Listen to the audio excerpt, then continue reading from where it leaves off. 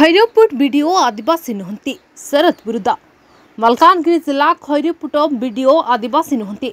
जाल जातिगत प्रमाणपत्र दे से नियुक्ति पाइछंती। एपरि विस्फोरक अभियोग आनिछंती आदिवासी नेता शरद चंद्र बुरुदा।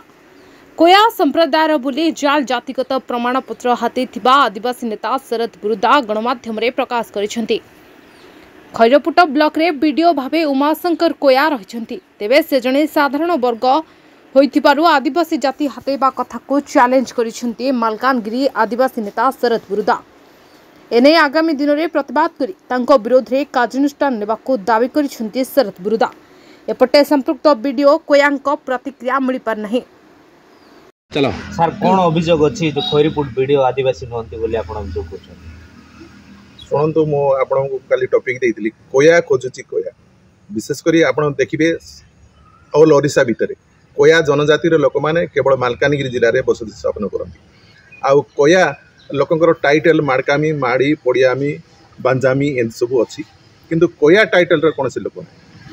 विशेषकर उमाशंकर कोया जो अच्छा वीडियो खैरपुट से जाली प्रमाणपत्र जाति सर्टिफिकेट आणिकी ये जन प्रशासनिक अधिकारी भाव में अवस्थापित अच्छा तेणुक मो पाखे जेनोलॉजी टोटाल हिस्ट्री अच्छी तेणुक आम एटिका जनजाति हिसाब से मु विरोध करुच्ची आउ तदंत आसला जो रेकर्ड आसला निश्चित भाव में उच्चरित ऑफिस आउ आईन अदालतर आश्रय नेबुता कौन सब प्रमाणपत्र अच्छी ना से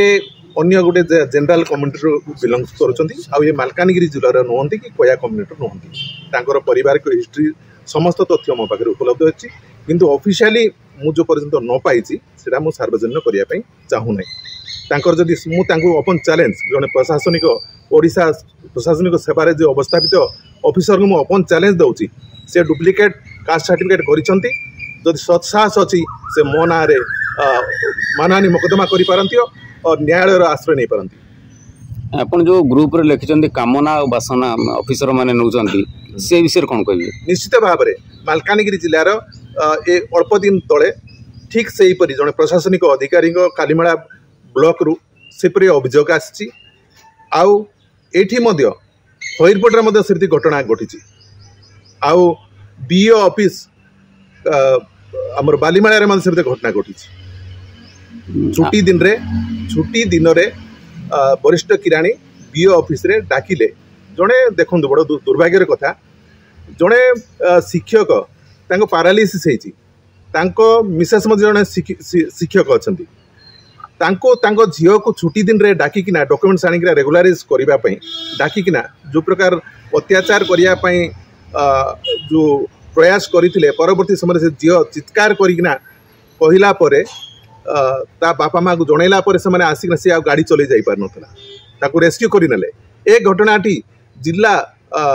डिस्ट्रिक्ट एजुकेशन ऑफिस जाए गला अभियोगटा गला किंतु सेठारे वरिष्ठ किराणी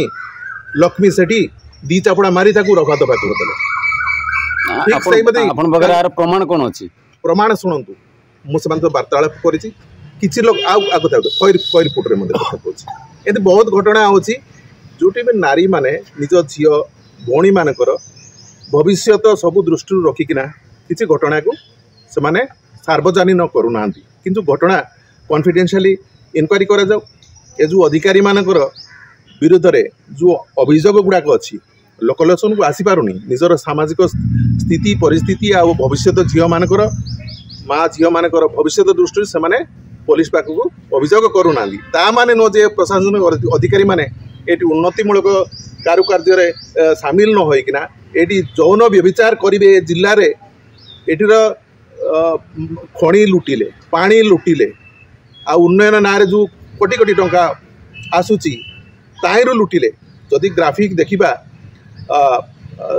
बिजनेस रो सबटार highest corrupted officials and highest recovery ए मालकानगिरी जिल्ला रो